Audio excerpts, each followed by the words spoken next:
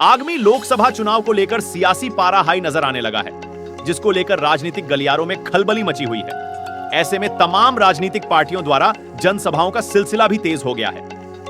इसी कड़ी में चांदनी चौक लोकसभा क्षेत्र से भाजपा प्रत्याशी प्रवीण खंडेलवाल सोमवार को पीतमपुरा गांव में पहुंचे।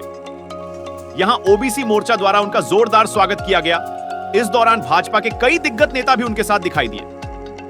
वहीं भाजपा कार्यकर्ताओं के साथ साथ तमाम लोग इस जनसभा में शामिल होने के लिए पीतमपुरा गांव पहुंचे, जहां ओबीसी मोर्चा जिला केशवपुरम के अध्यक्ष सुनील यादव के नेतृत्व में कार्यकर्ता सम्मेलन का आयोजन किया गया।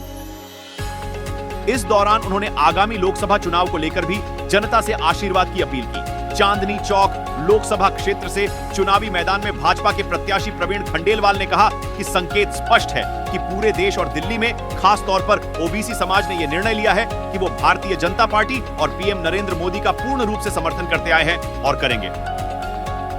दिल्ली की 7 लोकसभा सीटों को भाजपा के पक्ष में आने की बात कहते हुए प्रवीण खंडेलवाल ने कहा कि अब की बार 400 संकेत बड़े स्पष्ट है।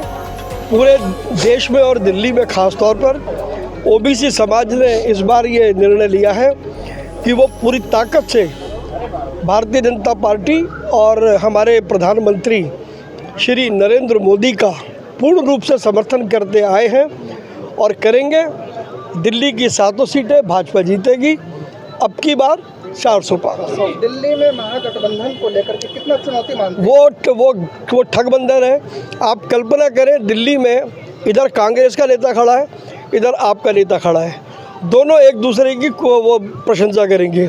वही नेता पंजाब चले गए, पंजाब में खड़े करके वही नेता एक दूसरे को गाली देंगे। तो ये गठबंधन नहीं होता, इसको कहते हैं राजनीतिक अवसरवादिता। इसके अलावा उन्होंने इंडिया गठबंधन को ठगबंधन बताते हुए कहा कि आप कल्पना कीजिए कि दिल्ली में एक तरफ कांग्रेस का नेता है और दूसरी तरफ आपका, दोनों एक दूसरे की प्रशंसा करेंगे। वही नेता पंजाब चले गए और वहां जाकर एक दूसरे को गालियां देंगे।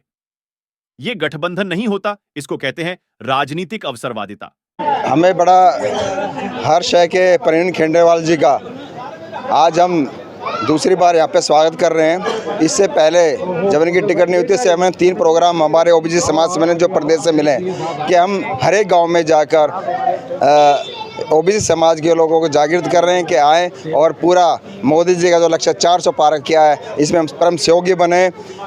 इसी प्रकार हम आज हमारे 5वां ओबीसी समाज का सम्मेलन रहा है, जिसमें कि मौजूद लोग होते हैं, यहाँ पे जो मौजूद लोग होते हैं वो हमारे सम्मेलन में रहते हैं, क्योंकि और अगर मीटिंग देखें तो और कार्यकर्ता से भीड़ हो जाती है, परंतु यहाँ पे हमारे जो सम्मानित आज पीतमपुरा गाँव में सभी सम्मानित आठवले के लोग बाग और जो पुराने वरिष्ठ का लोग रहे हैं, उनका यहाँ पे हम सम्मान भी करते हैं, उनको पार्टी से जोड़ते हैं।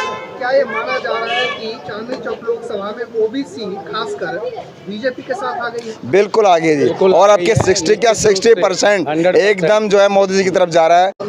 उनका कोई मुकाबला नहीं हो सकता। जिस प्रकार ईंट रोडों से किसी मकान की बुनियाद नहीं बन सकती, इसी प्रकार जो इंडी गठबंधन है वो ईंट रोडों से कभी देश की सरकार नहीं बन सकती। वो गिरेगी ही गिरेगी, वो स्थायी सरकार नहीं रहेगी। इसलिए लोगों से निवेदन है, मेरे हाथ जोड़ के विनती है, कृपया जो है वो स्ट्रॉन्ग बुनियाद को जो मोदी जी की बनी हुई है उस पे वो जो है कमल के निशान पे अपनी वोट डालें। आपको बता दें कि जल्द ही देश में लोकसभा चुनाव होने वाले हैं।